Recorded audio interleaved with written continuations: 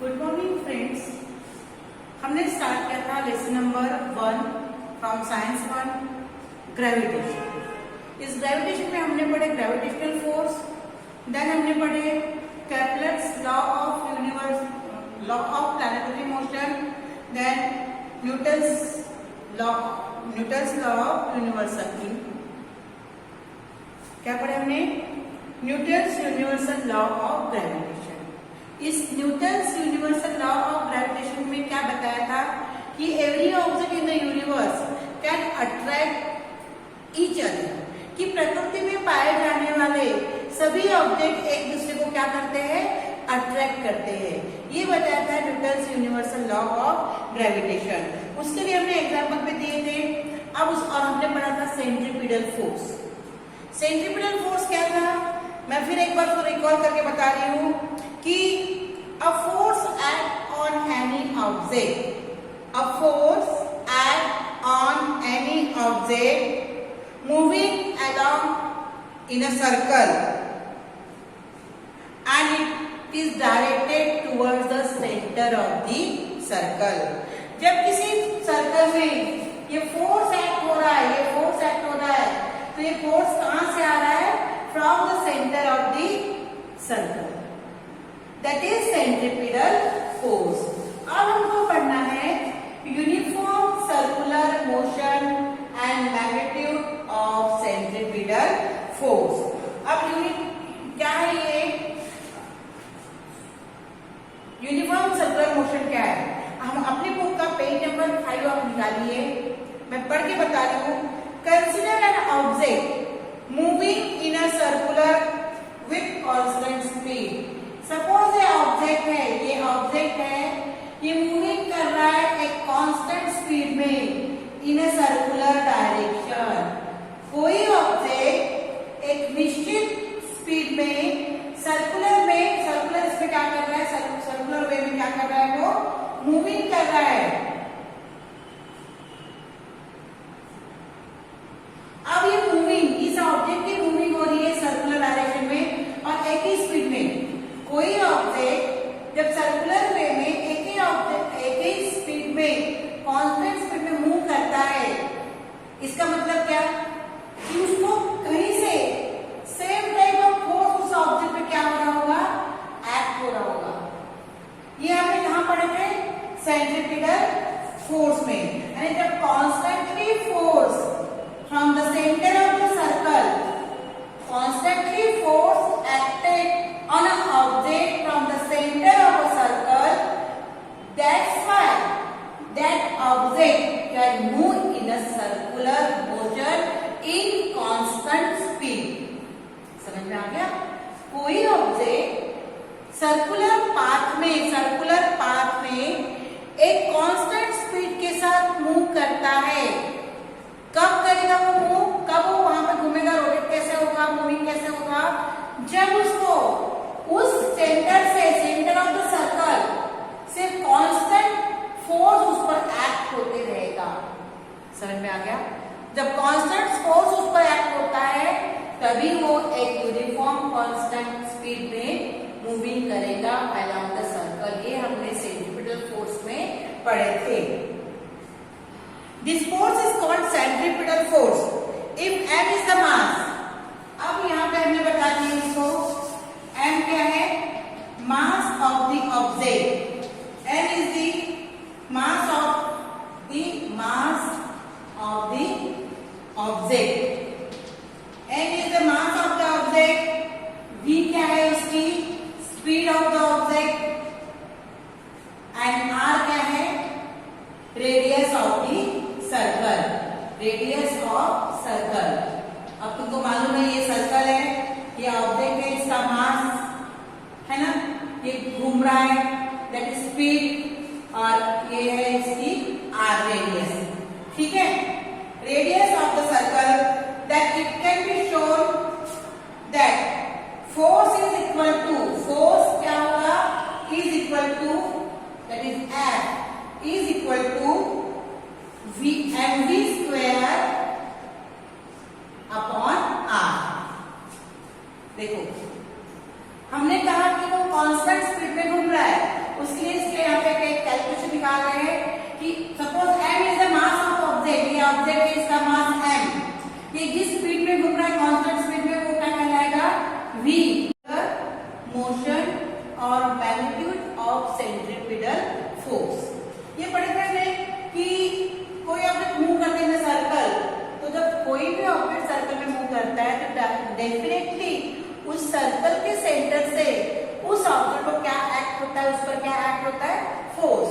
अब उस आधार पर हमने यहाँ पे एक इक्वेशन बताया है, m is the mass of object, m is the mass of object and v is the speed, then r है इसकी रेडियस ऑफ द सर्कल, और उस पर जो फोर्स एक्ट हो रहा है, तो force is equal to mass into speed, mv square, m for mass and v for speed upon r, यानी रेडियस ऑफ द सर्कल। ये हमने अभी यहाँ पढ़े हैं।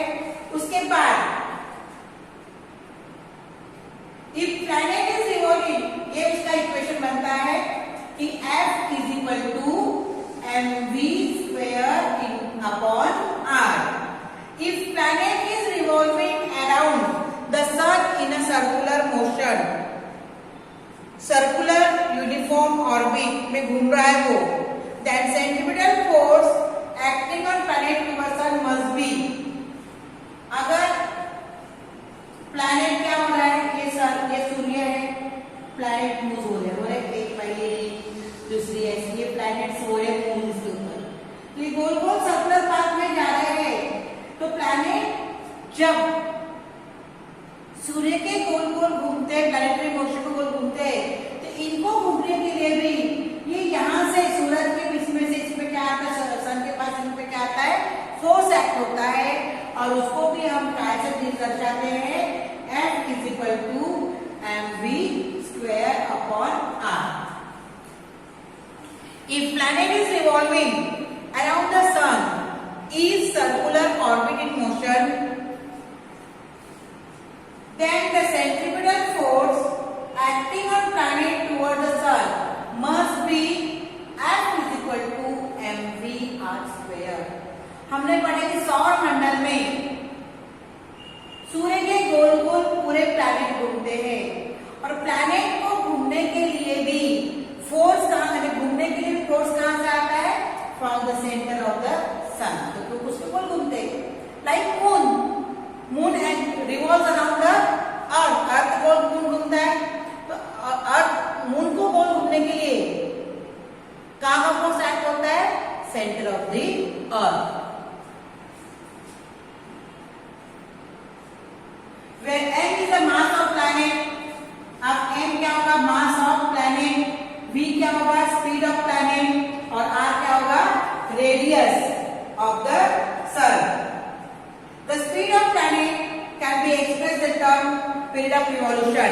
अब speed क्या में डिवाइड, ये जो speed है v, ये क्या में करती है t, क्योंकि सभी planet को, planets revolve around the sun, they take different time, अलग अलग planet अलग अलग समय लेते हैं।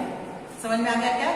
जैसे हमको 365 दिन लगते हैं सूर्य के गोल घूमने के लिए पृथ्वी को, वैसे किसी को अधिक लगे, किसी को कम लगता है ना। तो जो जो उनका रिवॉल्यूशन समय होगा वो टाइम में डिवाइड होगा, जैसे हमने क्या कहा टाइम, तो वो टाइम में कन्वर्ट होगा वो टी में। The speed of planet can be express in the term T, जो v है वो टाइम में टर्म होगा टी में, क्योंकि स्पीड सभी प्लैनेट की सूर्य के गोल घूमने की क्षमता अलग अलग होती है ना। तो उसके लिए ये एक एक्सप्रेशन यहाँ पे दिया गया है, एक्सप्रेशन यहाँ पे दिया गया है, जो मैं तुमको अभी बताती हूँ यहाँ पे, ठीक है। देखो किताब पढ़ना शुरू करना, किताब के लेसन में से किताब सब आता है, अंदर से क्वेश्चन आंसर आते हैं। The distance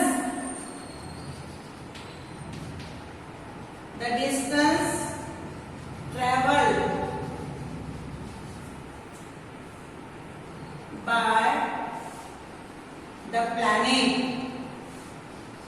in one revolution revolution, एक गोल राउंड घूमने के लिए, is equal to perimeter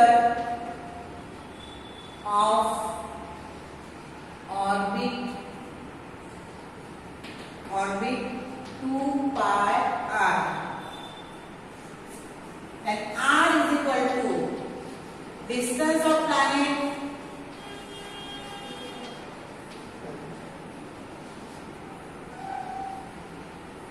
from sun,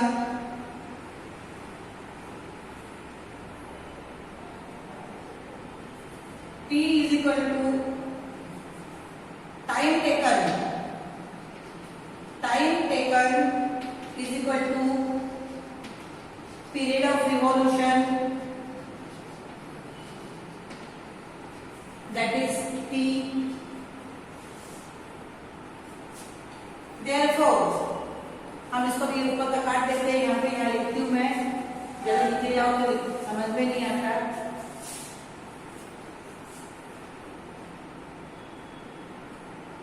Then v is equal to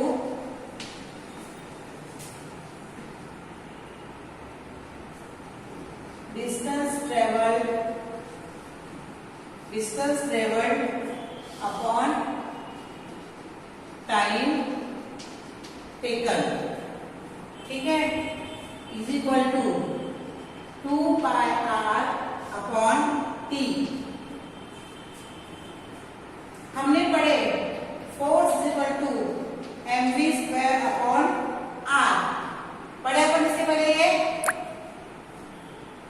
mv square upon r, mv square upon r is equal to m, अब ये v का मतलब ये है ना distance level, r by t square upon r is equal to 4 metre, ये आ गया 4 m pi square r upon t square. r को क्या करेंगे, मल्टीप्लाई और डिवाइड करेंगे, तो 4 is equal to 4m mass into pi square upon radius का square is equal to r cube upon t square. ये किसका लॉ है, अकॉर्डिंग टू केपलर्स लॉ, अपन इससे पहले केपलर्स लॉ पढ़े, according to Kepler's law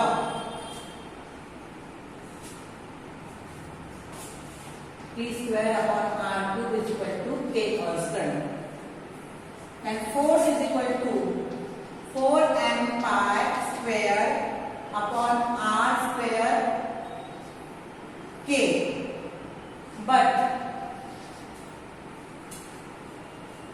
4m pi square upon k is equal to कितना आएगा, कांस्टेंट। ये कैसा आएगा, कांस्टेंट। अब ये न्यूटन ने बताया, न्यूटन के अनुसार Newton conclude that the centrifugal force that which is the force acting on the planet and is responsible for the circular motion.